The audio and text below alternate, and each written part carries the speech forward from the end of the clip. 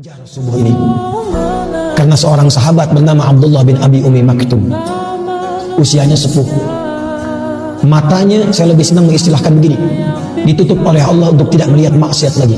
Orang menyebutnya dengan buta, saya lebih senang menyebut ditutup oleh Allah untuk tidak melihat maksiat lagi, sehingga ringan hisab matanya.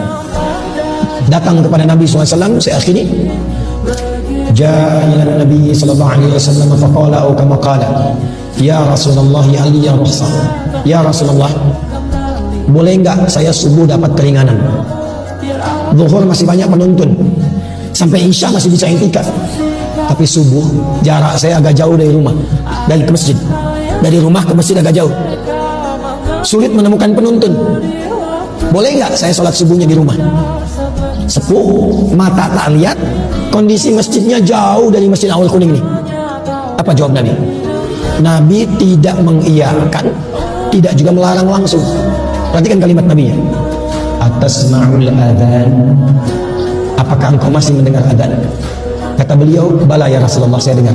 Kata Nabi, atau kama qala Rasulullah SAW, madum tasma'ul adzan addiha fil masjid. Sepanjang kamu masih mendengar adzan, tunaikan subuh itu di masjid. Perhatikan cara membacanya. Maka beliau tahu ini pasti ada yang istimewa. Karena saya ini uzur, gak bisa lihat masjid, ke rumah jauh, masih diminta ke masjid. Maka cara membacanya ada yang istimewa di masjid.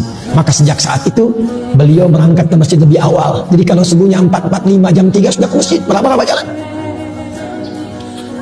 Buka masjid, siapkan. Siapa yang azan di masa Nabi? Muadzinnya siapa?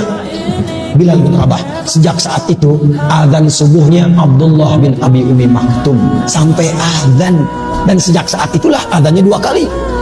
Bilal masih boleh azan subuh, tapi pengingat saja. 4:30 azan, pengingat, saking pentingnya subuh. Tapi azan subuhnya Abdullah bin Abi Umi Maktum, seorang sahabat mulia, fisiknya sudah sepuh, letih, rambut sudah memutih, mata tidak bisa melihat, untuk datang subuh ke masjid, meraba jalan sampai azan di masjid. Siapa Anda? Saya, kita yang bukan sahabat, namanya tidak viral dalam Al-Quran. Fisik diberikan kekuatan luar biasa. Masjid di mana-mana saya perhatikan kualitasnya bagus, tempatnya enak, nyaman, imamnya bagus-bagus, toanya sampai bahkan ke dalam mimpi kita. Dengan semua fasilitas itu masih belum mau kita menghadap kepada Allah dalam subuh ke masjid itu, dengan cara apalagi Allah mesti mengampuni dosa-dosa kita.